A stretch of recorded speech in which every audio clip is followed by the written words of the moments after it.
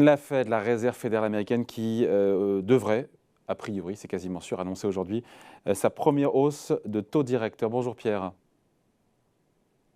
Ah, j'entends pas Pierre. Pierre Sabatier, économiste et président du Oui, cabinet bonjour PrimeView. C'est David. mieux avec le micro, ça va? C'est mieux. Très bien. Bon, pour autant, donc première hausse de taux, mais on sent Jérôme Powell qui veut faire preuve de prudence, parce qu'il y a des voix au sein du Conseil, ce qui est normal, qui plaident pour une accélération et pour une hausse de taux peut-être d'un demi-point. Il a raison de ne pas vouloir se précipiter. Jérôme Powell, l'inflation certes est à 8, mais il y a cette guerre en Ukraine qui pèse pas mal et qui génère beaucoup d'incertitudes. Oui, évidemment, pour nous, on est déjà convaincus depuis longtemps que la Réserve fédérale américaine orchestre plus un virage sémantique qui vise à lui redonner des marges de manœuvre, hein, et donc profite au final d'un environnement inflationniste dont la source et la genèse repose plus, on va dire, sur de l'inflation importée d'ailleurs, en réalité. Hein. Pour nous, on n'est pas très convaincus en fait, de l'inflation de second tour que certains utilisent aujourd'hui pour pousser la Réserve fédérale à implémenter une politique beaucoup plus restrictive que ce qu'elle n'est aujourd'hui. Pour nous, on est vraiment dans un virage sémantique qui permet de regagner des marges de manœuvre dans un monde relativement incertain, qui permettra demain, lorsque l'économie américaine ralentira, parce qu'elle ralentira forcément, elle n'est pas en fait sur une autre planète, donc elle ralentira forcément au regard des incertitudes actuelles, eh bien, la Réserve fédérale disposera comme ça d'un petit peu de marge de manœuvre, à la fois sur les taux directeurs. Nos projections, en fait, elles nous amènent à des taux directeurs qui pourraient monter jusqu'à 1%. Hein, mais bon, passer de 0 à 1%, Non, ça ça ne ira changera beaucoup pas la face plus. du monde. Pierre, vous êtes vraiment très sympa. 1% de taux directeur, le marché est plutôt aux alentours de 1,5 ou 2. Hein. Alors, si on est sur du 1,5 à 2%, ça veut dire que selon nous, ça entraînerait nécessairement l'économie américaine en récession, parce que pour nous, la sensibilité de l'économie américaine à une hausse des taux est beaucoup plus importante que ce que les gens ont en tête. Oui, mais ce qui compte, ce n'est pas le taux La directeur. raison Ce est qui toute compte, simple, c'est qu'en fait, un taux Pierre, directeur à 1,5 à 2%, ça veut dire une courbe des taux qui s'aplatit complètement. Et ça mettrait en grande difficulté, notamment les opérateurs financiers, hein, les banques américaines. Et on sait d'ailleurs que c'est un indicateur tout à fait intéressant, hein, qui nous permet d'identifier les récessions avec quasi-certitude. C'est lorsque la courbe des taux s'aplatit et jusqu'à s'annuler, eh bien, en réalité, l'économie américaine a la plupart du temps tendance à décliner. Aujourd'hui, le poids aujourd'hui, notamment du secteur de la construction et de l'immobilier aux États-Unis est tel que une hausse des taux qui amènerait à des taux beaucoup plus élevés qu'à aujourd'hui nous apparaît tout à fait improbable. ouais. Donc la Fed n'est pas insensible à ce qui se passe en Ukraine, puisque sinon, elle aurait augmenté de 50 points de base ses taux aujourd'hui. Donc, parce que, encore une fois, ce conflit en Ukraine, cette guerre en Ukraine complique la tâche de la Fed, il faut le rappeler. Hein. Qui est en Alors, retard. aussi Fed pour qui deux est en raisons. retard. Il y a Et bien encore une sûr. fois une inflation à 8%, une Fed qui est en retard, qui est très en retard aujourd'hui. Hein. Oui, mais encore une fois, posons-nous la question de l'origine de l'inflation. Vous savez, les États-Unis ont rarement fait preuve d'automutilation. Ça, c'est quand même quelque chose qu'il faut apprendre. Et aujourd'hui, d'ailleurs, elles en bénéficient. Hein, rappelez-vous, le pétrole de schiste, le gaz de schiste, c'est quoi? C'est en dépit, au début des années 2010, des problématiques environnementales que ça générait. Eh bien non, les États-Unis avaient décidé aujourd'hui, enfin à l'époque, pardon, de s'organiser pour faire de l'autonomie énergétique une priorité. Ils l'ont fait et 10 ans plus tard, regardez en fait là où on en est. C'est-à-dire qu'aujourd'hui, les Américains, et quand on parle d'inflation importée, sont certes touchés par l'inflation du prix du pétrole, même si aujourd'hui il reflue largement, mais tout de même, ça va pénaliser le ménage américain. Mais il faut avoir en tête aujourd'hui que sur la question du gaz, ces choix de l'époque permettent aujourd'hui d'être désensibilisés par rapport aux prix mondiaux. Hein, aujourd'hui, le prix du gaz aux États-Unis n'a pas bougé, alors qu'en Europe, Ouais. il s'est évidemment envolé. Ce qui veut dire que naturellement, l'économie américaine est beaucoup plus tournée sur elle-même et moins sensible au reste du monde, on va dire, moins sensible à la situation géopolitique actuelle que le reste du monde. Ça, c'est le premier point. Le deuxième point, c'est pourquoi la Fed ne pourra pas aller très loin. Il faut avoir en tête que vous êtes face à une économie qui est beaucoup plus financiarisée que la nôtre, dans laquelle les marchés financiers, en gros, ont une importance beaucoup plus forte dans la vie réelle des gens. Hein, vous savez que les fonds de pension, le régime de retraite, tout simplement aux États-Unis, qui est un pays qui vieillit aussi, eh bien, sont énormément investis en actions américaines. Et naturellement, on l'a vu déjà depuis le mois de novembre, parce que la chute des marchés actions n'avait pas débuté, ou elle n'a pas débuté avec la crise russo-ukrainienne, elle avait débuté avant, avec de très fortes corrections, notamment des secteurs les plus sensibles aux taux directeurs, aux taux d'intérêt, qui étaient évidemment tous les secteurs associés à la notion de croissance, en particulier les technologiques.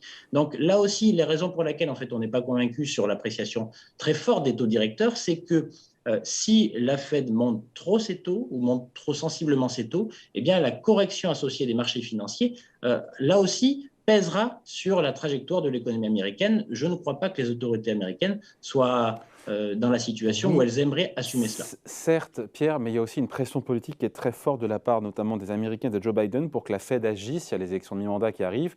Il y a quand même une inflation qui est à 8, qui risque Oui. d'aller encore à un niveau plus élevé, même Mhm. si la Fed est inopérante pour faire baisser le prix du pétrole en montant ses taux. On va lui demander d'agir pour montrer qu'elle fait quelque Alors, chose. Alors, c'est amusant comme le pouvoir politique peut avoir des injonctions assez contradictoires. Vous savez, aujourd'hui, en réalité, l'origine de l'inflation américaine, elle vient essentiellement de la politique budgétaire américaine, plus que de la politique monétaire américaine. Puisque, et là, j'en veux pour preuve, hein, les chiffres sont intéressants. Lorsqu'on regarde, vous savez, la récession en fait, issue de la crise sanitaire a coûté cher, évidemment, aux agents privés que sont les ménages et les entreprises. Mais la force, en gros, l'interventionnisme de l'État américain était tel, les cadeaux faits par l'État américain ont été tels, que le pouvoir d'achat des Américains a augmenté en dépit de ces circonstances. Donc, ce n'est pas la Fed, ce n'est pas le taux, ce n'est pas les conditions de crédit qui poussent aujourd'hui à ce régime inflationniste, c'est le fait, au contraire, que l'hyper-keynésianisme du gouvernement américain jusqu'à maintenant a été presque probablement trop généreux et justement c'est ça qui a boosté la demande. Donc en réalité, le pouvoir politique américain, s'il est soucieux de l'inflation, il devrait plutôt organiser sa politique budgétaire de manière un petit peu plus raisonnable, hein, peut-être un peu moins voilà, clientéliste, un peu plus raisonnable. Et donc, ce que je suis en train de vous dire, c'est que la réponse à l'inflation, au régime d'inflation actuel, il doit plus venir de la politique budgétaire qui doit évoluer aux États-Unis que de la politique monétaire, parce que si on manipule tout ça, c'est beaucoup plus dangereux. Hein. Restreindre les conditions de financement, eh bien, il y a des boucles de rétroaction, des effets collatéraux, des dommages collatéraux qui pourraient être beaucoup plus douloureux qu'une simple politique budgétaire qu'on doit adapter. Pierre, il y a ce que la Fed fait et il y a ce qu'elle dit. Est-ce que dans le ton aujourd'hui, puisqu'il en fait un petit peu moins, puisqu'il ne fait que 25 points de base, dans le ton, est-ce que Jérôme Powell pourrait être un peu plus offensif sur l'inflation? Alors, compliqué à dire parce que on est vraiment dans une période tout à fait étonnante. Les marchés actions ont beaucoup décru, mais vivent aujourd'hui un rebond relativement important. On parle de pourparlers, c'est-à-dire qu'on est vraiment dans une conjonction de facteurs dans laquelle l'incertitude est très très forte. Ce soir, on ne croit pas que Jérôme Powell prenne le risque de remettre de l'huile sur le feu. Donc, on est plutôt sur une posture qui devrait être plus accommodante. On va dire, nous sommes conscients des problématiques inflationnistes, nous agirons en conséquence, mais je ne crois pas en fait qu'il soit temps de remettre de l'huile sur le feu. Et là encore, je ne pense pas que Jérôme Powell prenne ce risque. Hein. Il y a encore beaucoup trop de facteurs d'incertitude sur l'ensemble de l'économie mondiale et des marchés financiers mondiaux pour que la première puissance économique mondiale, la Réserve fédérale, la Banque centrale donc, des États-Unis, vienne semer le trouble et rajouter encore un peu de volatilité à la volatilité qui caractérise déjà les marchés depuis quelques semaines. C'est clair. Dernière question juste, Pierre. Est-ce que la Fed pourrait donner des nouveaux détails, de nouveaux détails sur cette réduction de la taille de son bilan, sur le fait que ça puisse démarrer en mai, en juin, sur le volume des ventes d'actifs, ou c'est trop tôt? Alors là, je n'ai pas la boule de cristal, on ne peut pas vous le dire. Maintenant, encore une fois, rentrer tout de suite dans le débat du volume de la réduction de la taille du bilan, c'est un élément important quand même. Hein. Vous savez que la totalité quasiment des efforts budgétaires a été financée directement par la machine à imprimer les billets de banque de la Réserve fédérale. D'où le Donc, bilan à 9 000 milliards de dollars. évidemment, alors qu'il était à peine à 4 000 avant crise sanitaire. Hein. Ouais. Rappelez-vous des ordres de grandeur quand même. Il a plus que doublé en 2 ans. Donc c'est évidemment colossal.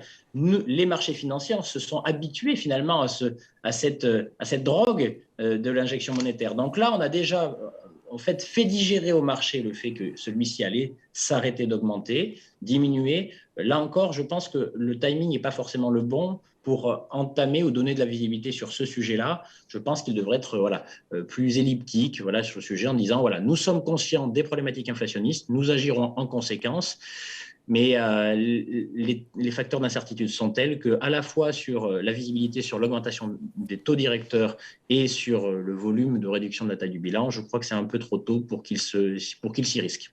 Voilà, merci beaucoup. Explication signée Pierre Sabatier, économiste et président du cabinet PrimeView. Merci Pierre. Merci David. Salut.